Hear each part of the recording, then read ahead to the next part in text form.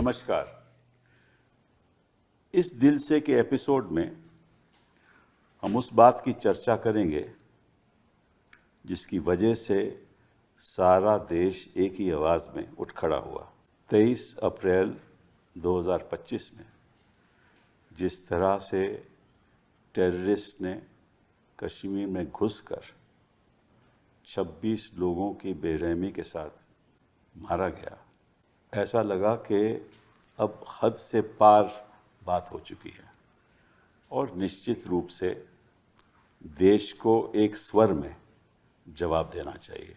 और ऐसा जवाब देना चाहिए कि पाकिस्तान को ये संदेश जाए कि अगर ऐसा दोबारा हुआ तो हम रुकेंगे नहीं।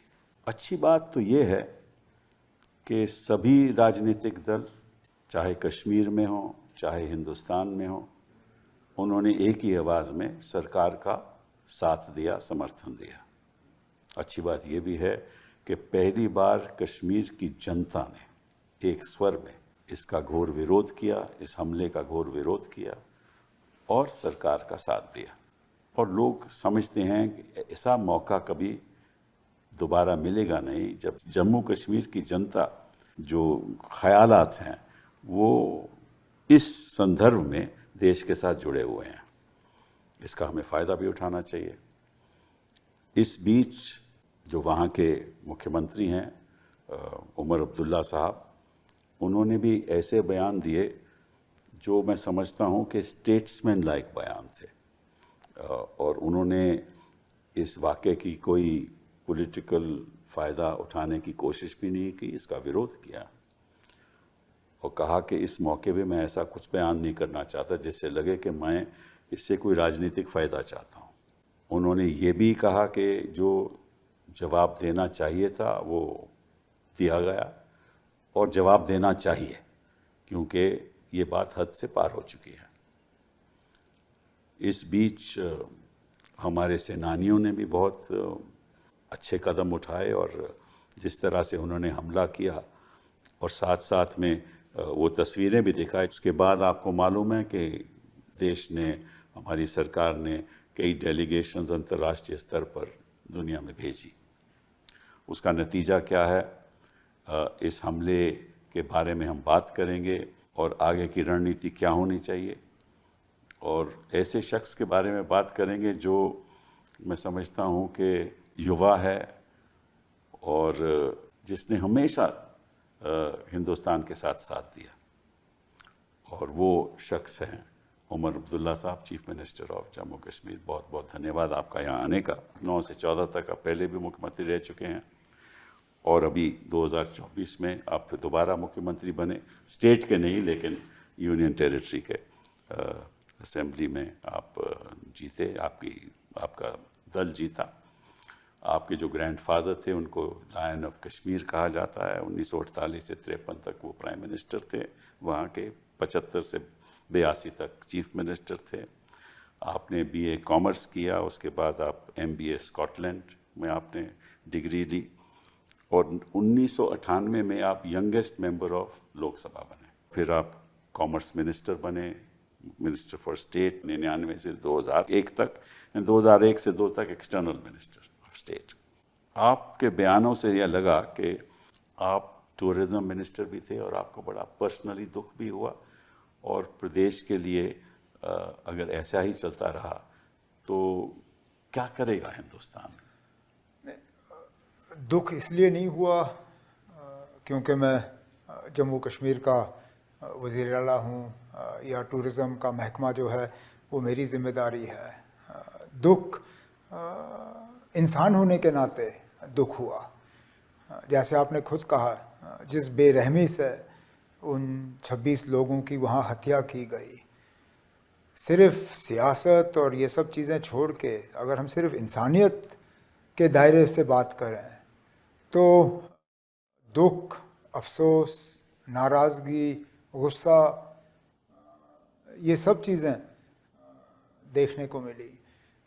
हम जायज़ भी हैं, जायज़। और हमारा गुस्सा, हमारा दुख, हमारा ये सारा ये जायज़ था और है भी जायज़, क्योंकि हमने अपनी जगह सोचा था कि ये दिन अब हमेशा के लिए गए। हमने इस तरह के हमले जम्मू कश्मीर में इससे पहले देखे हैं, बेशक टूरिस्टों पे नहीं, लेकिन इस तरह लोगों को जमा करके मारना, ये जम्मू कश्मीर की जो पिछले 30-35 साल का जो एक बहुत ही बुरा दौर रहा, उसमें हमें बीच बीच में इस तरह के हादसे देखने को मिले। लेकिन 20 साल हो गए हैं इस तरह का हादसा देखे हुए, और हमें लग रहा था कि अब दोबारा हमें ये देखना नहीं होगा। अफसोस इस तरह का वाक़या हुआ, अब दोबारा ना हो उसके लिए हमें कौन से इक़दाम उठाने होंगे, उस पर ज़रूर हमें सोचना है। देखिए, दोबारा ना होने की तो मैं समझता हूँ कि काफ़ी संभावना है कि दोबारा होगा मेरे हिसाब से, क्योंकि उसके बाद ही आपको मालूम है कि कई जगह पे टेररिस्ट आकर घुसने की कोशिश कर रहे थे। हमारा ये तजुर्बा रहा है कि जब कभी एलओसी या बॉर्डर पे हालात बिगड़ जाएं, शेलिंग हो, फायरिंग हो, उस मौके का फ़ायदा उठाते हुए ये लोग घुसने की कोशिश करते हैं। और जाहिर सी बात है 3-4 दिन जो लगभग आप कहें तो जंग का ही एक दौर चला, उस दौर कुपवारा में और सांबा में उन्होंने सांबा में, कुपवारा में, कठुआ में कईयों ने कोशिश की होगी। अब कितने आए हैं, कहाँ गए हैं, उस पर हमें थोड़ा सा नहीं, मेरे कहने का मतलब है कि टेररिज्म ऐसे ख़त्म तो नहीं होगा ना। जब तक हमारा पड़ोसी मुल्क हिम्मत करके ख़त्म नहीं करता, तब तक हम तो लड़ते रहेंगे, लेकिन जब तक वहाँ से भेजने का काम बंद नहीं होता तो ये सिलसिला तो रहेगा। बैसारण में वो भी हुआ, 26 लोगों की मौत हुई इस तरीके से, तो वहाँ कोई सिक्योरिटी अरेंजमेंट नहीं था। पहली बात ये, जम्मू कश्मीर में कोई ऐसा दौर नहीं रहा जबकि हर जगह पे सिक्योरिटी फोर्सेस जो हैं मौके पे तैनात रहे। कहीं ना कहीं कम ज़्यादा सिलसिला रहता है। और जैसे मैंने कहा, अब कई साल हो गए थे इस तरह के हमले हमने देखे नहीं। टूरिज़्म का सिलसिला ठीक ठाक चल रहा था। ये पहली मर्तबा नहीं था कि वो जगह खुली। यहाँ तक कि अगर आप देखें तो इसी साल इस हमले से पहले कोई 50 या 70 हज़ार लोग उसी इलाके पे आए थे, उस मैदान में आए थे उधर की खूबसूरती का फ़ायदा लेने के लिए। और किसी ने उस वक्त टूरिज़्म डिपार्टमेंट या इलेक्टेड गवर्नमेंट को ये नहीं कहा कि जनाब ये इजाज़त के बिना हो रहा है, इसको रोक दीजिए। 50,000 70,000 लोगों का आने का मतलब ये है कि सिलसिला चलता रहा। बैसारण में लोग आते गए, वो बड़ी सुंदर जगह है और सभी वहाँ जाते भी हैं, लेकिन निश्चित रूप से ये तो ख्याल आना चाहिए था कि अगर कोई हमला हो तो यहाँ तो कोई साधन भी नहीं है। चलिए हम वहाँ रख लेते 2-4 लोग, कहीं और करते। मुमकिन नहीं है कि आप हर जगह पे फोर्सेस तैनात करें। अब हमारी कोशिश ये रहनी चाहिए कि इनको हम बॉर्डर पे ही रोकें, क्योंकि एक बार ये अंदर आ गए उसके बाद जाहिर सी बात है कि ये फिर अपनी मर्जी से हमला करेंगे। पर बैसारण तो ऐसी जगह है, कहीं बॉर्डर से इतना दूर है, तो ये टेररिस्ट को काफ़ी नहीं, इनको काफ़ी अंदर आना पड़ा। यही मैं कह रहा हूँ, कहीं कोई इंटेलिजेंस कोई सिस्टम नहीं होता कि भाई पता चले। इसका जवाब तो क्योंकि सिक्योरिटी और लॉ एंड ऑर्डर ये इलेक्टेड गवर्नमेंट के डोमेन में है नहीं। अगर पूरी तरह से सिक्योरिटी की जिम्मेदारी हमारी होती तो मुझे फिर यहाँ से आपको इस चीज़ का जवाब ज़रूर देना होता। नहीं, मैं आपसे जवाब नहीं मांग रहा। नहीं, देना लाजमी बनता। तो जवाब तो लाजमी है ना भाई, जिसने भी उनको बताना चाहिए। अब देखिए, जुलाई में पार्लियामेंट का सेशन लग रहा है, मैं मान के चल रहा हूँ कि उस दौरान इस हमले पे बहस होगी। उस वक्त मौका मिलेगा मेंबर्स ऑफ पार्लियामेंट को गवर्नमेंट ऑफ इंडिया से पूछने का कि बताइए ना, कोई इंटेलिजेंस था जिसके बुनियाद पे इस हमले को रोका जा सकता था या नहीं। 7 मई को आपने एक बयान दिया, हमने तो टेररिस्ट जो अड्डे हैं उसके ऊपर हमला किया, हमने कोई सिविलियंस के ऊपर हमला नहीं किया है। तो जो आपने कहा कि टेररिस्ट पे अड्डे हैं, उन पे हमला हुआ, तो क्या टेररिस्ट वहाँ मरे या अड्डों पे ही हमला हुआ? ये भी हमारे जो इंटेलिजेंस एजेंसीज हैं उनके तरफ से मैं मान के चलता हूँ कि कुछ तो मरे होंगे। ऐसा भी नहीं है कि खाली थे। और सुनने में आया है कि वहाँ जो पाकिस्तान की तरफ से कुछ बयानात आए, उन्होंने भी इस चीज़ को तस्लीम किया कि वहाँ कुछ लोग जो वहाँ कैंपों में थे वो मरे। मैं इसलिए ये बात पूछ रहा हूँ आपसे कि क्योंकि पाकिस्तान ने निश्चित रूप से ये टेररिस्ट यहाँ भेजे, तो उनको ये भी इल्म होगा कि जैसे ही ये काम होगा, जैसे ही लोगों को बेरहमी से मारा जाएगा, तो निश्चित रूप से हमारी सरकार हमले तो करेगी, और टेररिस्ट कैंप की उनको ज्ञान है कहाँ है, तो उन पे तो हमले करेगी। तो उनके पास तो ये ऑलरेडी वो है, लेकिन शायद वो ये नहीं सोच रहे थे कि हम उस मुल्क के इतना अंदर आके मारेंगे। अगर आपको याद होगा, उड़ी के बाद सर्जिकल स्ट्राइक्स हुए, वो बिल्कुल लाइन ऑफ कंट्रोल के नज़दीक हमने वो जो उनके लॉन्च पैड्स थे, हमने लॉन्च पैड्स पे हमला किया। उसके बाद जब पुलवामा में हमारे सीआरपीएफ के बहादुर जवानों पे हमला हुआ, हमने फिर स्ट्राइक्स किए, लेकिन उस वक्त जो कैंप्स थे वो लाइन ऑफ कंट्रोल के थोड़ा सा अंदर थे। इस बार तो हमने जो पाकिस्तान के कब्जे में कश्मीर है वो छोड़ के तो पाकिस्तान के अंदर जो कैंप्स हैं, आप समझते हैं कि शायद पाकिस्तान को, शायद वो उम्मीद नहीं कर रहे थे कि इतना अंदर आके फायरिंग होगी। फिर आपने ये भी कहा कि देखिए जो सिविलियंस पे जो हमला हुआ जम्मू कश्मीर के बॉर्डर पे, वो उन्होंने पहल की। वो तो सही बात है, सही बात है ना, उन्होंने पहल की, और फिर ऑपरेशन सिंदूर के जवाब में जो पाकिस्तान के तरफ से बमबारी हुई, वो चुन चुन के उन इलाकों पे हुई जहां सिविलियन रह रहे हैं। और ये मैं दावे से कहता हूं क्योंकि मैं उन इलाकों में गया। तो लगभग 1200 से 1500 तक मकानों पे असर हुआ। 23 लोग जो हैं वो अपनी कीमती जानें खो गए। उसमें बच्चे भी हैं, मर्द हैं, औरत हैं, हर मजहब के। इसमें मुसलमान हैं, हिंदू हैं, सिख हैं। अगर शेलिंग हुई तो गुरुद्वारे पे हुई, मस्जिद पे हुई, मंदिर पे हुई। लेकिन उन्होंने चुन चुन के, अब देखिए पुंछ का जो शहर है, पुंछ शहर के आसपास फौज जरूर है, लेकिन शहर के बीचों बीच फौज नहीं है। उन्होंने इन इलाकों में वहां शेलिंग की जहां फौज का नामो निशान नहीं। तो ये जानते हुए कि वहां असर जो है सिविलियंस पे पड़ेगा, ये सोचते हुए उन्होंने वहां पे बमबारी की। तो मतलब कि ये सब उनका प्लान था, सोच समझ के किया उन्होंने। और शायद ये भी हम जानते हैं कि बैसरन का जो हमला था वो था इसलिए कि यहाँ मजहबी फसाद पैदा हो, यहाँ हिंदू मुस्लिम जो है वो झगड़े हों। इसी तरह जो शेलिंग में उन्होंने किया, उन्होंने चुन चुन के कुछ गांव में माइनॉरिटी एरियाज जो हैं वहाँ पे गोलाबारी की। अब मैं जैसे टंगधार है कुपवारा नॉर्थ कश्मीर में, वहाँ पे आप मान के देख लीजिए कि उस पूरे वादी में एक ही गांव है जहाँ सरदार आबादी है, और उस सरदार आबादी के गांव में इन्होंने शेलिंग की और उन घरों पे शेलिंग की जहां सरदार रहते हैं। तो इसका क्या मतलब निकाला जा सकता है कि बैसरन का हमला और ऑपरेशन सिंदूर का जवाब, दोनों में इनकी कोशिश थी कि किसी तरह मजहबी यहाँ झगड़े पैदा हों। ये तो खैर हमारी सेना को सल्यूट करते हैं, उन्होंने बड़ा ठोस जवाब दिया और उनकी डिफेंस एस्टैब्लिश में जाकर बमबारी की। नहीं, उनकी तो हालत बड़ी ख़राब हुई। उनके एयर बेसेस, बाकी चीज़ें पे वहाँ काफ़ी नुकसान हुआ।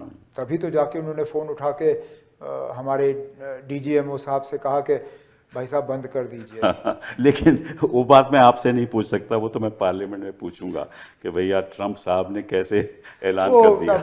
अब ट्रंप साहब जो अपने दोस्त के साथ दोस्ती नहीं निभाता, वो हमारे साथ क्या निभाएगा। सही बात है, लेकिन फिर भी उनको जानकारी थी, उन्होंने ऐलान किया, उन्होंने कहा सीज फायर मैंने कराया है। उनको इस चीज़ का तो इल्म हुआ ही होगा कि बातचीत हुई है। नहीं, वो कह रहे हैं मैंने खुद बातचीत की सबके साथ, दोनों के साथ, ये कह रहे हैं। शहबाज शरीफ के साथ भी की और यहाँ भी कह रहे हैं। वो गलत हो सही हो मैं नहीं जानता, लेकिन वो सवाल तो हम आपसे कैसे पूछ सकते हैं, वो तो कहीं और से। चलिए मैं आपसे ये पूछना चाहता हूँ कि इसका जो प्रभाव है, मतलब कि आर्थिक प्रभाव, सोशल सेक्टर पे प्रभाव, और जो नुकसान हुआ है जम्मू कश्मीर का टूरिज्म का, वो कितना हुआ है? मैं आपको दो मिसाल दे दूँ जिससे कि आपको शायद अंदाज़ा होगा कि कितना नुकसान हुआ। 22 तारीख को अगर आप दिल्ली से श्रीनगर जहाज़ से जाना चाहते, आपको टिकट 18 या 20 हज़ार रुपये की मिल जाती बजट एयरलाइन में। मैं बिज़नेस क्लास की बात नहीं कर रहा हूँ, बिज़नेस क्लास तो 35 हज़ार से ऊपर। ठीक हमले के बाद वही 18 हज़ार वाली टिकट आपको 3.5 और 4 हज़ार में मिल रही थी। जहाँ दिन के हमारे 50 से ज़्यादा फ़्लाइट्स थे कनेक्टिंग श्रीनगर, आज वो 15 पे आ चुकी है, क्योंकि सारा टूरिज़्म ख़त्म। इसी तरह बड़े होटल जहां आपको 80,000 रुपए में कमरा मिलता था बिना किसी खाने के, एक रात के लिए, और वो भी मिन्नतें करके आपको कमरा जो है मालिक दे देता था।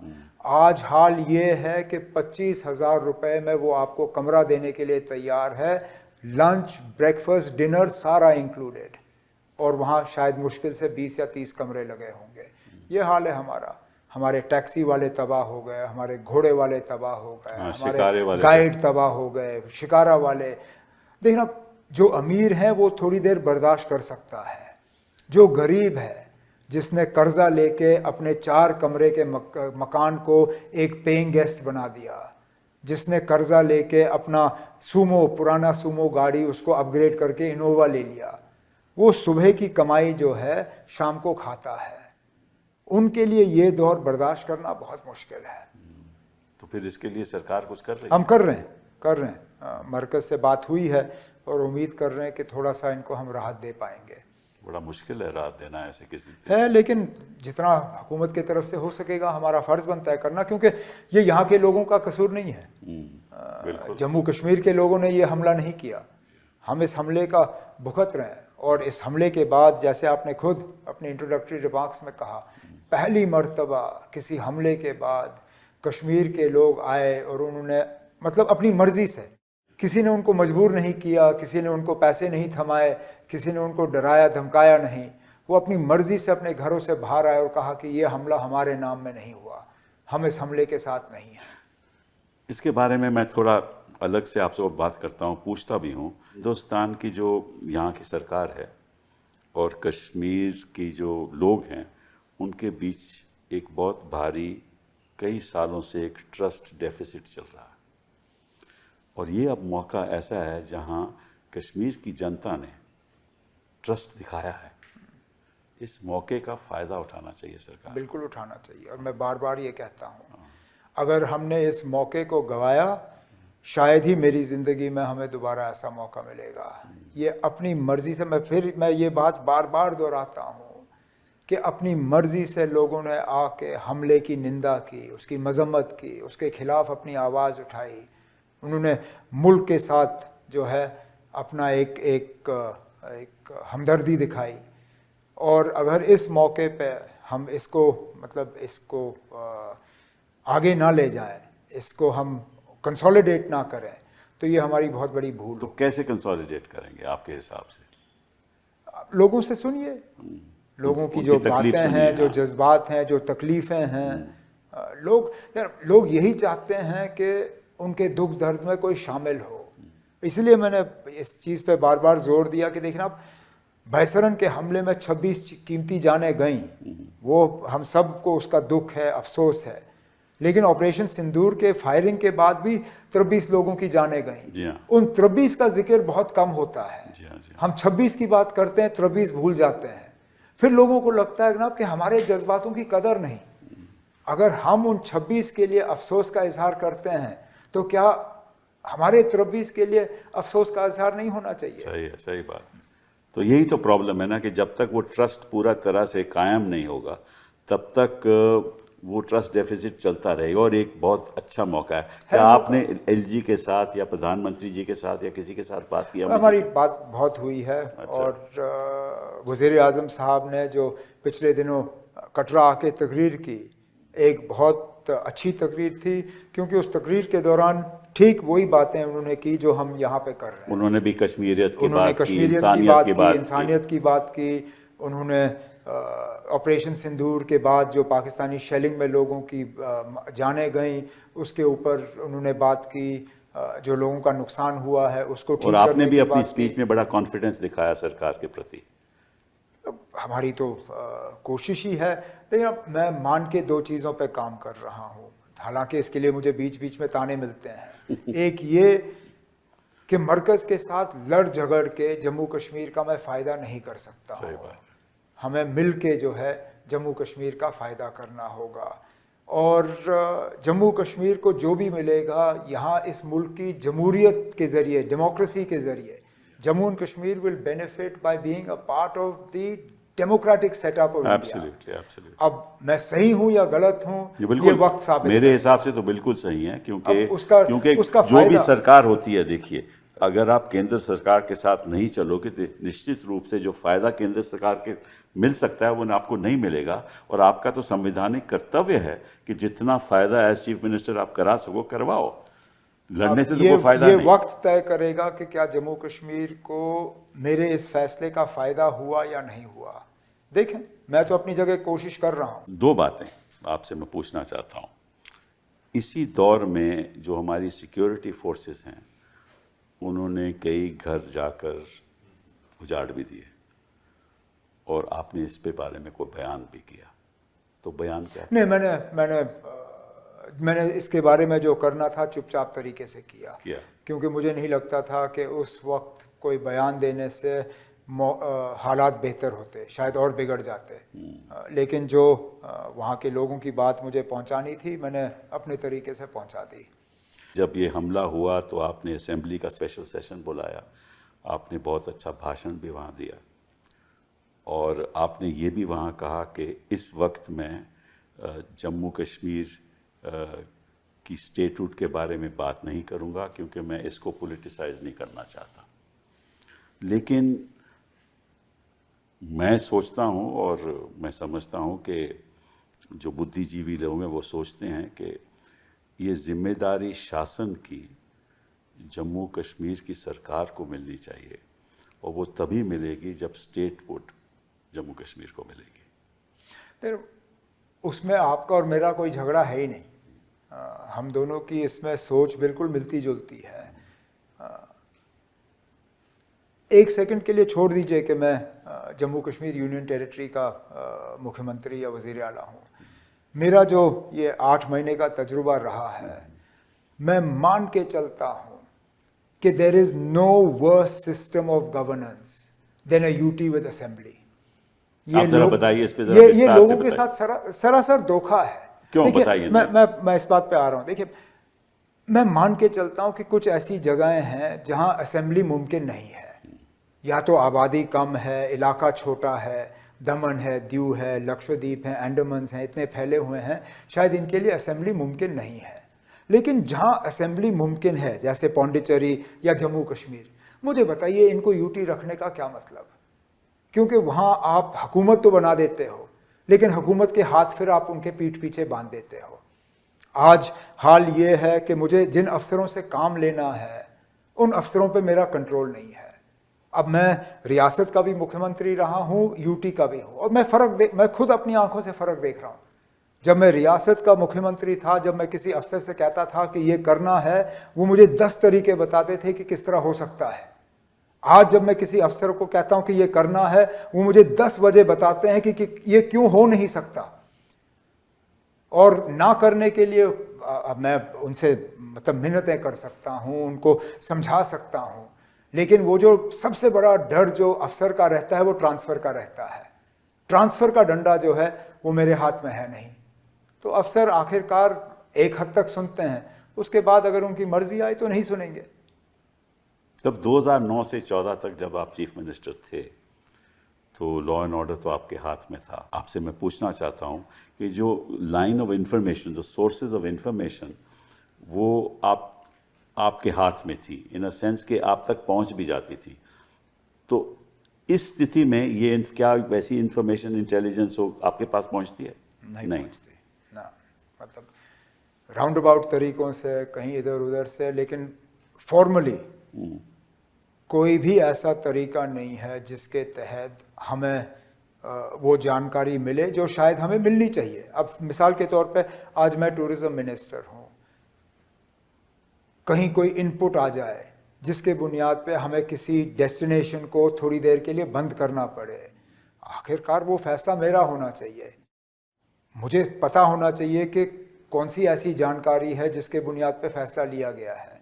लेकिन वही इसलिए मैं कह रहा हूँ कि ये सिस्टम जो है ये नाकामयाब सिस्टम है, खासकर जम्मू कश्मीर जैसे इलाके के लिए जहाँ नॉर्मल सी नाम की कोई चीज़ वैसे है नहीं। यहाँ पे कंपार्टमेंटलाइज और पिजन होल करना ये नुकसानदेह है। अब सारी इंटेलिजेंस जो है आप एलजी साहब को दे देते हो, लेकिन गवर्नेंस का सारी जिम्मेदारी जो है वो इलेक्टेड गवर्नमेंट के कंधों पे है। आप मुझे बताइए ना, अब ये कैसे चलेगा? तो जब ये सिक्योरिटी मीटिंग्स होती हैं तो आपने ये भी कहा, मैं सुना कि आपने कुछ बयान भी दिया है कि उसमें मुझे जाने का फ़ायदा नहीं। मुझे उसमें बुलाया नहीं जाता। अच्छा, और मैं अपनी जगह नहीं बुलाया जाता। आपके इलेक्टेड हैं, लेकिन अब नहीं बुलाया जाता। और मैं इस बात से भी मुझे आपत्ति नहीं है, क्योंकि अगर आप मुझे बुलाओगे सिर्फ वहाँ पे बिठाने के लिए ताकि मेरा चेहरा दिखे वहाँ पे, लेकिन फैसलों पे आप मुझे शामिल नहीं करोगे, तो बेहतर है कि मैं वहाँ ना ही रहूँ। कम से कम फिर मैं खड़े होकर ये कह सकूँ कि ना ये मेरी गलती नहीं है। तो आपके अगर जो आउटरीच प्रोग्राम्स हैं, सरकार के होते हैं आउटरीच प्रोग्राम्स, तो सहमति आपको एलजी से लेनी पड़ती है क्या? नहीं, हर चीज़ के लिए नहीं, हर चीज़ के। लेकिन तो किस हद तक आपके हाथ बंधे हुए हैं? अब हर कैबिनेट का फैसला जो है वो एलजी साहब को मंजूर करना होता है। अच्छा।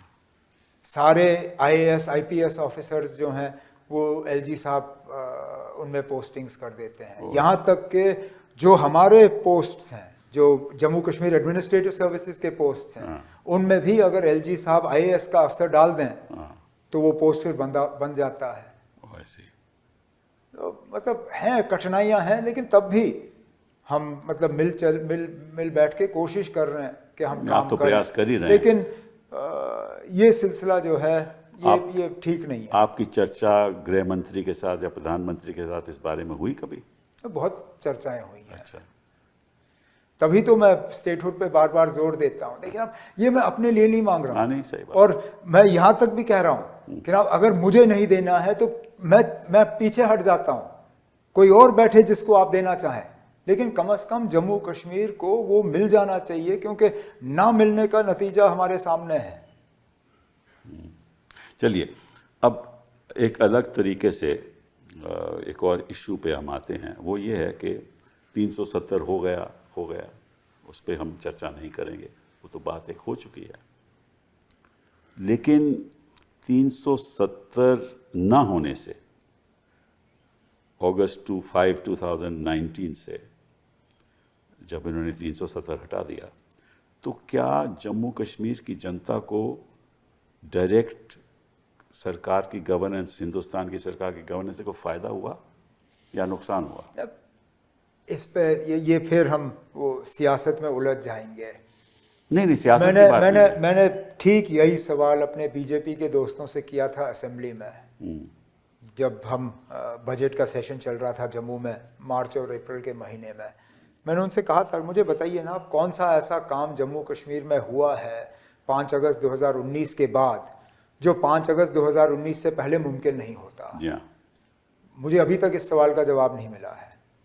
देखिए, ऐसा है, मुझे याद है कि अमित शाह जी ने एक बयान दिया था कि 370 हटाने के बाद शिक्षा के क्षेत्र में, स्वास्थ्य के क्षेत्र में और सिक्योरिटी के क्षेत्र में कोई दिक्कत नहीं होगी। उससे पहले भी कोई दिक्कत नहीं थी। नहीं, अगर आप देखें स्वास्थ्य या शिक्षा के क्षेत्र में जम्मू कश्मीर जो है बाकी मुल्क के जो अच्छी रियासतें हैं उनके साथ हम मुकाबला कर रहे थे। हमारे जो इंडेक्स हैं, जो ह्यूमन डेवलपमेंट इंडेक्स जिनको आप कहते हैं, जिन पे ये तय किया जाता है कि कितनी डेवलपमेंट हुई है या नहीं हुई है, हम तो गुजरात और आंध्र प्रदेश और ऐसी रियासतों से मुकाबला कर रहे थे। हमने कुछ चीज़ों में तो उनको पीछे छोड़ दिया हुआ था। बिल्कुल सही है। मुल्क में अगर आप देखें तो सबसे कम गरीबी उनमें जम्मू कश्मीर को गिना जाता है। मुझे बताइए, आपने कभी किसी को भूख के शिकार होते हुए जम्मू कश्मीर में सुना है? क्योंकि कम से कम और कुछ नहीं तो छोटी सी ज़मीन का एक टुकड़ा है, उससे हम जो उगाते हैं वो खाते हैं, घर पे छत है, इतना तो हमारे पास है, जो कई ऐसी रियासतें हैं जो ये दावा नहीं कर सकती। उन्होंने एक स्टेटमेंट दी थी कि abrogation of 370 will enhance education, health and quality of life. और मैंने कुछ आंकड़े इकट्ठा करने की कोशिश की, तो 370 के बाद 552 दिन इंटरनेट शटडाउन रहा, 552 दिन। और जो शिक्षा था वो डिसरप्ट हो गई। लगभग 15 लाख स्टूडेंट्स की जो एजुकेशन थी वो डिसरप्ट हुई, उसमें बेहतरी नहीं आई। और जो समग्र शिक्षा की जो मुहिम है उसमें 60% फंड यूटिलाइज हुए, 100% फंड भी नहीं यूटिलाइज हुए। और ड्रॉप आउट रेट स्कूलों का, सेकेंडरी स्कूल्स का, ये बढ़ गया फ्रॉम 4.5 टू 6.2%। मैं केवल शिक्षा की बात कर रहा हूँ। तो ये जो बात है कि बेहतरी आ गई, ये तो नुकसान हुआ। हेल्थ सेक्टर में infant mortality dropped, access issues बढ़ गए और एंग्जाइटी लोगों की बढ़ गई। जो रूटीन वैक्सीनेशन होता था वो कम हो गया, क्योंकि जब बाधा लग जाता है कि आप इधर उधर जा नहीं सकते तो आप अस्पताल भी नहीं जा सकते, तो एक्सेस कम हो गया। क्राइम्स अगेंस्ट शेड्यूल्ड ट्राइब्स बढ़ गया। और एज फार जब आर्थिक स्थिति की बात है तो वहाँ दी स्टेट GSDP वो कम हो गई 1%। तो ग्रोथ डिक्लाइंड, तो मतलब कि आर्थिक नुकसान भी हुआ, सामाजिक नुकसान भी हुआ, शिक्षा के संदर्भ में नुकसान भी हुआ, हेल्थ सेक्टर में भी नुकसान हुआ। तो बढ़ोतरी किस में हुई? बढ़ोतरी ये रियलिटी है, हकीकत है। ये रियलिटी। अनएम्प्लॉयमेंट भी बढ़ी और टेररिज्म खत्म भी नहीं हुआ। नहीं, टेररिज्म तो 22 अप्रैल से पहले तो शायद ये दावा कर सकते थे कि आतंकवाद जो है वो लगभग जम्मू कश्मीर से उन्होंने हटा दिया है, लेकिन अब वो दावा भी नहीं किया जा सकता। बिल्कुल। तो अगर टेररिज्म ख़त्म नहीं हुआ और हमने जो करना था कर दिया, और देश की जो हमारी हुकूमत है वो कह रही है कि अगर ऐसा हमला दोबारा होगा तो it will be an act of war, जंग समझा जाएगा। और फिर करेंगे क्या हम? ये तो भी आपको पार्लियामेंट में पूछना पड़ेगा, क्योंकि ये आपने एक बहुत मतलब जिस चीज़ पे आपने अब बात की, इस पे हमें बहुत गंभीरता से सोचना होगा। क्योंकि किस तरह का हमला, मतलब हमने कहाँ रखा है लाइन? मापदंड नहीं। क्या 2 लोग अगर किसी हमले में मारे गए, क्या उसको जंग समझा जाएगा? या हम 25 लोगों पे हमला होगा तब मानेंगे? कहीं ना कहीं तो हमें समझना होगा ना, क्योंकि अब तो हमने ये कहा है कि कोई भी हमला, अब खुदा ना खास्ता कल को अगर किसी आर्मी के कैंप पे कोई फिदायीन अटैक हुआ, क्या हम उसको जंग समझें? और अगर हम समझेंगे तो फिर उसका जवाब क्या होगा? ये तो बड़ा खतरनाक बयान शायद उस सूरत हाल में बयान ठीक लगा, लेकिन इसको अब अमली जामा पहनाना, इसको इम्प्लीमेंट करना, ये आसान नहीं होगा। क्योंकि 1 सेकंड के लिए आप मान लीजिए कि अगर पाकिस्तान में कुछ ऐसी फोर्सेस सामने आईं जो बिल्कुल भी हिंदुस्तान और पाकिस्तान के दरमियान दोस्ती नहीं चाहेंगे, उनकी हमेशा कोशिश रहेगी कि कहीं ना कोई चुटपुट हमला हो। और जैसे हम इससे पहले हम बात कर रहे थे, आप हर हमले को नहीं रोक सकते हो। वो मार्गरेट थैचर ने कहा था ना कि they have to be lucky only once, we have to be lucky every time.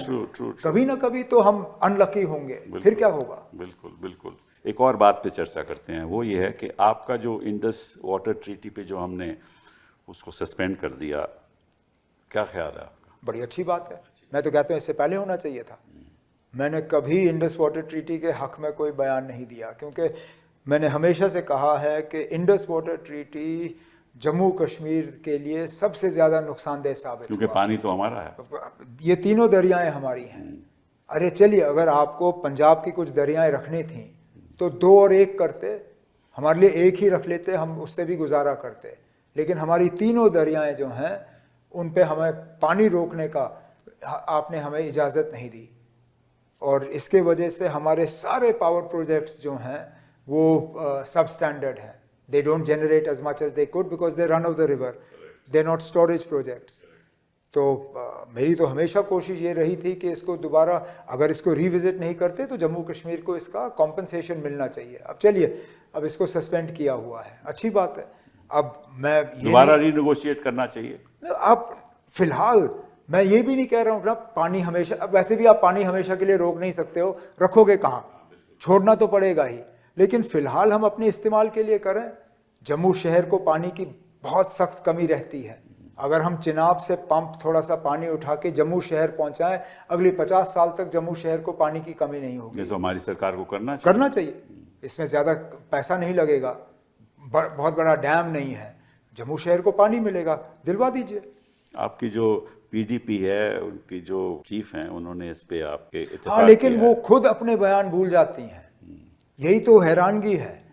महबूबा खुद जी हैं। महबूबा मुफ्ती साहिबा एज चीफ मिनिस्टर यहाँ आके प्रधानमंत्री से मिली और उन्होंने कहा कि ये इंडस वाटर ट्रीटी जो है इसको रद्द करिए, ये मुझे जम्मू मालूम है, कश्मीर के लिए लेकिन अभी नुकसानदेह बयान है। उनका तो उलट बिल्कुल, उनके वालिद साहब जो अब इस दुनिया में नहीं रहे, मुफ्ती मोहम्मद सैयद साहब, 2002 में जब कांग्रेस के साथ वो अलायंस में थे, उन्होंने जम्मू कश्मीर की असेंबली से रेजोल्यूशन पास कराया, यूनानिमस रेजोल्यूशन, जिसमें मेरी पार्टी ने उनका सपोर्ट कई किया। बार भूल जाता है आदमी ऐसे। वो थोड़ी सी जब टेंशन हो जाए तो बीच बीच में बंदे भूल ही जाते हैं चीजें। इसीलिए आपने तुलबुल प्रोजेक्ट का भी समर्थन किया। क्योंकि तुलबुल से हमें, मैं फिर इस बात पे आता हूँ, तुलबुल से पानी रुकेगा नहीं, पानी को हम थोड़ी देर जो है और ज्यादा हम इस्तेमाल कर पाएंगे। तुलबुल का बैराज जो है वो वुलर के किनारे वुलर के बनता किनारे, है, हाँ। इससे वुलर को जो है हम दोबारा जिंदा कर पाएंगे, वुलर का लेवल जो है वो बढ़ जाएगा, और जहलम जो है अपस्ट्रीम उसको हम नेविगेशन के लिए इस्तेमाल कर पाएंगे। सर्दियों में हम ये पानी छोड़ेंगे, डाउनस्ट्रीम जो हमारे पावर प्रोजेक्ट्स हैं, उड़ी NHPC वाला या lower Jhelum JNK power development corporation का, इसका जो पावर जनरेशन है ये दुगना हो जाएगा, हमें फ़ायदा है और पाकिस्तान को भी आखिरकार वो पानी मिल जाएगा, लेकिन हम थोड़ा सा उसको ज़्यादा इस्तेमाल करेंगे। इसमें एक छोटी सी बात आपको बताता हूँ। पीछे मैंने एक बयान सुना था एक चाइनीज़ प्रोफेसर का, और उन्होंने ये कहा कि ये जो सारी दरिया हैं इनका ओरिजिन तिब्बत में है, तो अगर आप इंडस वाटर का पानी पाकिस्तान को नहीं दोगे तो हम ब्रह्मपुत्र वगैरह का पानी वो है एक, उस पे भी हमें थोड़ा सोचना होगा। इसलिए मैंने ये बात आपके सामने रखी कि ये भी एक पाचीदा बात है। लेकिन फिर देखिए, हमें भी फिर इस पे सोचना चाहिए, हमारे दोस्त कहाँ हैं?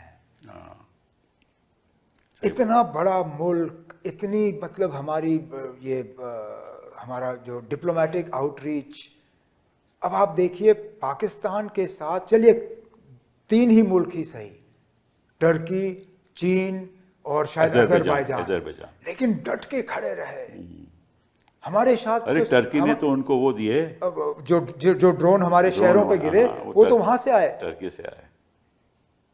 जिस रूस को हम समझते थे कि ये हमारा हमेशा के, उन्होंने भी साथ नहीं दिया। नहीं, किसी ने टेररिज्म की तो बात ही नहीं की, हमें हाइफनेट हो गया। हमें भी फिर कुछ दोस्त बनाने चाहिए ना इस तरह। नहीं, हमें ये सोचना चाहिए कि ये हाइफनेशन हमारे हक में नहीं जा रहे। अब आपने इंडस वाटर ट्रीटी के हवाले से बात की, अगर हम रोकते हैं पानी 1 मिनट के लिए, मान लीजिए पाकिस्तान का रोक रहे हैं ना, चीन पे तो कोई असर नहीं पड़ेगा। चीन हमें धमकी क्यों दे रही है? बिकॉज चीन तो आपको मालूम है, यही तो। अच्छा, और चीन को धमकी देने वाला हमारा कोई दोस्त है? सवाल ही नहीं उठता, सवाल ही। और एक और इस पे खतरनाक बात यह है कि हर हमले में चीन पाकिस्तान का साथ दे रही है, ठीक है ना? और therefore we are really fighting China and Pakistan together. Most serious issue. Most defense analysts are looking at this short conflict not from the Indo-Pak prism. They're looking at it from the prism of how did Chinese technology function in war conditions. Absolutely. ये हमने जंग, चलिए नाम के लिए, बिल्कुल नाम के लिए तो पाकिस्तान का था, लेकिन जो टेक्नोलॉजी थी वो तो सारा चाइनीज था। करेक्ट। ये बढ़ती रहेगी टेक्नोलॉजी, वो देते रहेंगे, तो हमें चौकन्ना रहना चाहिए, और हमारी सारी जो वॉरफेयर स्ट्रैटेजी भी हमें बदलनी होगी, और कहीं ना कहीं हमें टर्की और चाइना जैसे दोस्त ढूंढने होंगे जो शायद हमारे पास अभी है नहीं। खैर, हमें डेलीगेशंस भी भेजे, दुनिया में डेलीगेशंस भी भेजे, लेकिन किसी ने टेररिज्म की बात नहीं की। लेकिन चलिए कम से कम रिस्पांस तो उनको ठीक मिला। नहीं, देखिए रिस्पांस, उन्होंने कोई ऐसी स्टेटमेंट नहीं की किसी देश ने, वो उनका मिलना भी बहुत बड़ी बात नहीं, वो तो अच्छी बात, तो मैं ही कह रहा था, मैंने ही पहले सुझाव दिया 25 अप्रैल को कि एक डेलीगेशन भेजना चाहिए, लेकिन अच्छी बात है। लेकिन जिस तरह से मैं सोचता था कि समर्थन मिलेगा, उस समय मुझे पब्लिक, वो मैं आपकी बात से एक तरफ से सहमत हूँ कि बयान आने चाहिए थे, लेकिन कभी कभार एक कमरे में फोटो ही मिले ना, वो भी बड़ी बात है। क्योंकि आप देखिए अमेरिका जैसा मुल्क, उनका जो वाइस प्रेसिडेंट है वो ऐसे डेलीगेशनों को मिलता नहीं है, वो तो मतलब प्रोटोकॉल के बड़े सख्त रहते हैं, लेकिन for an American vice president to meet a parliamentary delegation, it says a lot. No, but you remember this. I mean, आप बात कर रहे हैं, मैंने बड़े गौर से इसको देखा है। जो बातचीत चल रही थी उनके साथ, वैंस के साथ, वो बातचीत इंडो यूएस रिलेशंस की चल रही थी। लेकिन जो आप और मैं यहाँ कह रहे हैं ना, दुनिया ने तो उनको एक कमरे में देखा। ना, मैं वैसे कह रहा हूँ, जो मैंने बयानात पढ़े हैं वो इंडो यूएस रिलेशनशिप की बात चल रही, उसमें कोई टेररिज्म की बात नहीं आई थी। लेकिन जो टेररिज्म की बात थी, वो जो इंडियन कम्युनिटी है वहाँ बात टेररिज्म की हो रही थी। तो कहने का मतलब ये है कि दुनिया में जैसे ही ये हमला हुआ, बात कोई टेररिज्म की कर नहीं रहा था कि पाकिस्तान क्योंकि पाकिस्तान ने अपना न्यूक्लियर कार्ड खेला। एग्जैक्ट, पाकिस्तान के पास तो यही तो है। वो हर मौके पे दुनिया को डराने की कोशिश कर। उन्होंने कहा कि आप एक न्यूट्रल अंपायर को बिठा दीजिए, वो चर्चा वो बताएंगे कि हमने किया या नहीं किया, जिसके ऊपर आपने बयान भी दिया कि there is no question of any neutral umpire. Neutral बयान, वो न्यूट्रल अंपायर रखेंगे। वो उनके ऑर्गेनाइजेशन ने तो पहले ही जिम्मेदारी ली थी, उसी दिन उन्होंने कहा कि ये हमला हमने किया। चलिए, एक आखिरी सवाल। आपको मालूम है कि जब हम 370 की बहस कर रहे थे तो हमने कहा कि संविधान के मुताबिक एक स्टेट को आप यूनियन टेरिटरी में तबादला नहीं कर सकते, बना नहीं सकते। अगर ऐसा ही संविधान ने हक दिया है तो कोई भी राज्य सरकार को आप यूनियन टेरिटरी बना सकते हो। हमने बहस भी पूरी की उस पर। चंद्रचूड़ साहब के जो बेंच था, कॉन्स्टिट्यूशन बेंच ने, उन्होंने कोई फैसला नहीं किया। और साथ साथ में उन्होंने सॉलिसिटर जनरल साहब की एक स्टेटमेंट रिकॉर्ड कर ली कि जल्द ही इलेक्शन होंगे। क्या इलेक्शन होंगे, किस तरह के इलेक्शन होंगे, स्टेट होंगे, यूनियन टेरिटरी, कुछ नहीं कहा। अब अगर ये स्टेट इलेक्शंस नहीं करते तो क्या आप सुप्रीम कोर्ट जाओगे कि आप इसका फैसला कीजिए?